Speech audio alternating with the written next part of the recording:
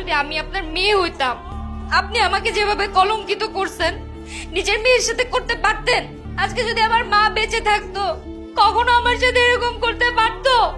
আমি আজকে আপনার মেয়ে না বলে আপনি আমাকে কলঙ্কিত করছেন। আপনার একটা মেয়ে আছে, যদি শুনেন তার নামে এরকম উল্টাপাল্টা কথা কেউ বলছে, আপনি সহ্য করতে পারবেন? আপনার খারাপ লাগবে না? আমি তো রটনাটা এলাকায় যেয়ে রটাইনি।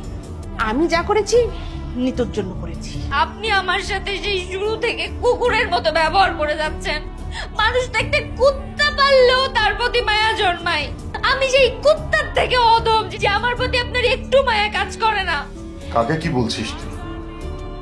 ওর মধ্যে মানবতা বলে কোনো কিছু আছে নাকি? আমি আপনার জন্য কি করিনি বলেন? আপনাকে আমি সব সময় নিজের আপন মা মনে করছি, কখনো আলাদা মনে করিনি। আপনি আমাকে যা বলছেন আমি তাই শুনছি। আমি সারাদিন গাধার মতো খাটছি, রান্না